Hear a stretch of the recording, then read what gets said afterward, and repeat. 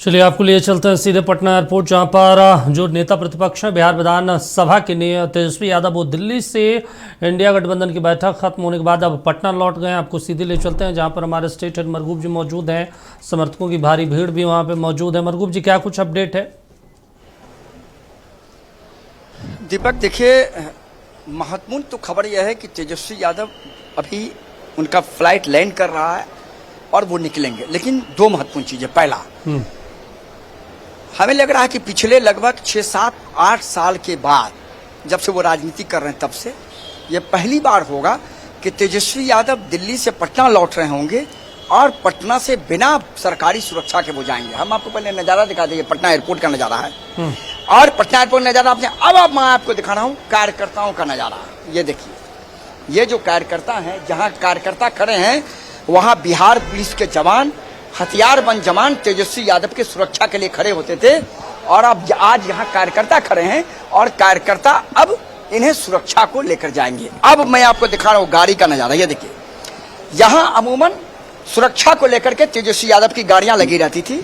हाँ। लेकिन यहाँ जो दो गाड़ियां आपको दिखाई दे रही है, एक देखिए वो एक उजली वाली, ये दोनों, यही दोनों गाड़ी है जो तेजस्वी यादव और उनके साथ जो लोग आ रहे हैं उन्हें लेकर के जाएगी। लेकिन कोई सुरक्षा कर्मी मौजूद नहीं है, क्योंकि राबड़ी देवी तेजस्वी यादव, लालू प्रसाद यादव ने अपनी सरकारी सुरक्षा को वापस कर दिया और वो लोग यहाँ नहीं हैं। तो तस्वीर यही महत्वपूर्ण है कि बिना सुरक्षा कर्मी के तेजस्वी यादव आज आवास से निकलेंगे और माफ करेंगे, एयरपोर्ट से निकलेंगे और अपने आवास जाएंगे।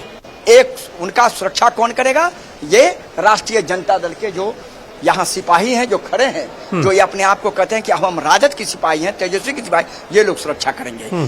साहब थोड़ी देर में उनका फ्लाइट लैंड कर रहा है, वो निकलेंगे। निश्चित तौर पर मीडिया कर्मियों से बातचीत भी करेंगे, सुरक्षा मामले पर भी बातचीत, वो अपनी बात रखेंगे, बंगले मामले पर रखेंगे, इंडिया गठबंधन में क्या हुआ उस मामले पर रखेंगे। तो एक ये खबर इसलिए महत्वपूर्ण है कि तेजस्वी यादव पहली बार पिछले 5, 6, 7 साल में बिना किसी सरकारी सुरक्षा के एयरपोर्ट से अपने आवास जाएंगे। हम आपसे समझना चाहते हैं, चाहे नीतीश कुमार सत्ता में हो, चाहे फिर सम्राट चौधरी मुख्यमंत्री के कुर्सी पर बैठे हों, चाहे उससे पहले लालू जी हों या फिर राबड़ी जी, सरकार अपने हिसाब से तमाम चीज़ों का अध्ययन करती है। सरकार अपने हिसाब से किन्हें सुरक्षा देना है, घटाना है, बढ़ाना है। ऐसा तो नहीं है कि तेजस्वी यादव की कभी सुरक्षा बढ़ी थी फिर घटा दी गई, या कभी कम था और बढ़ाया नहीं गया। इसी सरकार ने, इसी एनडीए की सरकार ने, जब उन्हें कम सुरक्षा थी, जब आकलन किया गया तो उनकी सुरक्षा को भी बढ़ाया गया। यही राबड़ी जी की सुरक्षा को बढ़ाया गया, लालू जी की सुरक्षा को बढ़ाया गया, तेज प्रताप यादव को सुरक्षा बढ़ाया गया। तो आज सुरक्षा अगर कटौती की गई तो इन लोगों को क्यों लग रहा है कि बदले की भावना से काम हो रहा है? आपको तो बढ़ाया भी तो गया था ना, और एनडीए की सरकार ने ही बढ़ाया था जब उन्हें लगा कि खतरा है थोड़ा सा। देखिए, दो चीजें, आपके सवाल का दो जवाब है। लालू परिवार का ये तर्क है कि हमारे स्टेटस में क्या परिवर्तन आ गया, आप हमको बता दीजिए। हाँ, मामला खत्म है। लालू प्रसाद यादव पूर्व मुख्यमंत्री हैं ही। लालू प्रसाद यादव एक बड़े क्षेत्रीय बिहार की राजनीति दल के राष्ट्रीय अध्यक्ष हैं, केंद्र में मंत्री रह चुके हैं, बहुत ही बड़े राजनेता हैं। उनके स्टेटस में कोई कमी नहीं आई, फिर सुरक्षा कम करने की क्या कवायद। दूसरा, राबड़ी देवी नेता प्रतिपक्ष विधान परिषद हैं, राबड़ी देवी पूर्व मुख्यमंत्री है। स्टेटस में जब परिवर्तन नहीं तो सुरक्षा कम क्यों नहीं? तेजस्वी यादव वही बिहार विधान परिषद के विधानसभा के सदस्य हैं, नेता प्रतिपक्ष हैं, पूर्व 2 बार उप मुख्यमंत्री रह चुके हैं, उनके स्टेटस में भी कोई परिवर्तन नहीं आया। तो फिर सुरक्षा कम करने का क्या उपाय? अच्छा, उनका कहना था कि सुरक्षा अगर आप कम करते हैं तो इसकी जानकारी आप हमें दीजिएगा कि इस वजह से हम सुरक्षा कम कर रहे हैं और इस वजह से सुरक्षा कम करने का कारण उनका तर्क है, मैं नहीं कर रहा हूँ। यही वजह है कि उनका कहना था कि जब आपने कटौती किया तो हमें आपकी सुरक्षा नहीं चाहिए, हमारे राष्ट्रीय जनता दल के जो सिपाही हैं, कार्यकर्ता हैं, हमारी सुरक्षा कर लेंगे, आप अपनी सुरक्षा अपने पास रख लीजिए। सरकार की सुरक्षा उन्होंने वापस कर। अच्छा मरगूब जी, आप भी इतने समय से पॉलिटिकल चीजों पर नजर रख रहे हैं, स्टेटस होना क्या ये सुरक्षा का मापदंड होगा? कई ऐसे पूर्व मुख्यमंत्री हैं जिन्हें तो लोग नाम भी नहीं याद रखें, कई ऐसे हैं जहाँ पे आप देख लीजिए तो मंत्री हैं उन्हें कोई पहचान नहीं, पूर्व मंत्री रह चुके हैं उन्हें पहचान नहीं रहा है, कई पूर्व सांसद हैं जो अपने क्षेत्र में निकल जाएं 100-200 लोगों के बीच में तो उन्हें लोग नहीं पहचान पाते हैं कि ये हमारे पूर्व सांसद हैं। तो क्या पूर्व होने से क्या उनका खतरा बढ़ जाएगा, घट जाएगा, क्या ऐसा भी होता है?